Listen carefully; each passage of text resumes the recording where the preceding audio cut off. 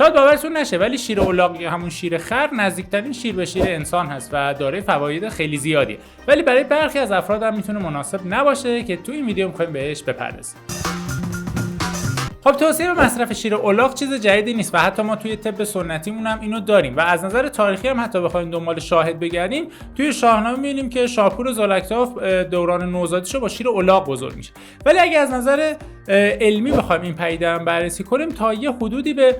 خب جواب‌های درست می‌رسیم و از نظر فوایدش رو می‌تونیم تایید کنیم. ما به طور کلی شیرهای موجود در بازار رو بر اساس پروتئینشون به دو دسته کلی تقسیم می‌کنیم: شیرهای کازئینه و شیرهای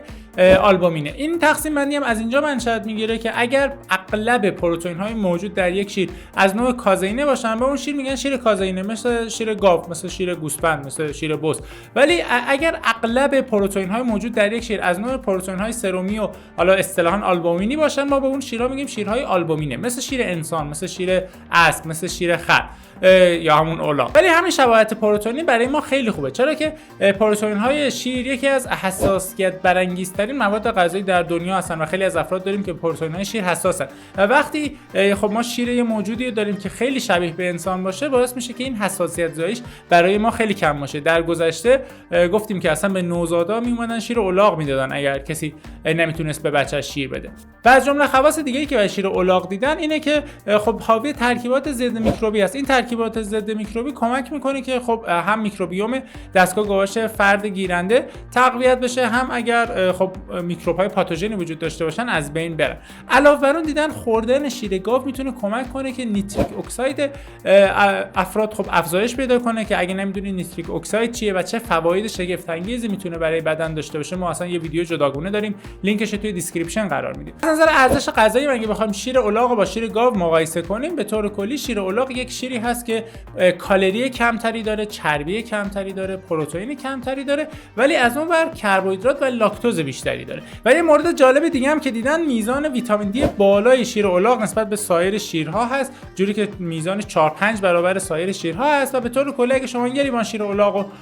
بخورید خب هم کالری کمتری داره، یعنی چاق کنندگیش براتون کمتره، هم چربی گفتیم کمتری داره و شاید میزان ویتامین دی بالاتری رو به دست بیارید. ولی خوردن شیر الاغ بدون ضرر و معایب هم نیست. شاید بزرگترین عیبش گرون بودن شیر الاغ هست، به خاطر اینکه ما پرورش سنتی خب الاغ رو برای گرفتن شیرش که نداریم و این باعث میشه که خب از نظر فراوانی این شیر خیلی کم باشه تو کل دنیا و به خاطر همین خب قیمت بالایی پیدا کنه، جوری که پنیر شیر الاغ یا همون خر جزو گرونترین پنیرهای دنیا محسوب میشه. و از طرف همین فراوانی کمش باعث میشه که خب شیر الاغ به صورت محلی اغلب عرضه بشه و ما کارخونجاتی نداشته باشیم که این شیر رو برای ما ایمن سازی کنن و روانه بازار کنن. همونجور که میدونید شیر در خودی خود یک خب ترکیب استریل هست، گفتیم حتی حاوی ترکیبات ضد میکروبه، ولی اون روش دوشش و محیطش و خب فرآیندهایی که حین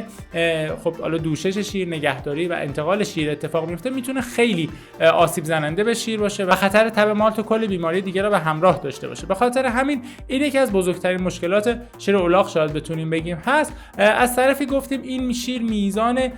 لاکتوز خیلی بالایی داره نسبت به سایر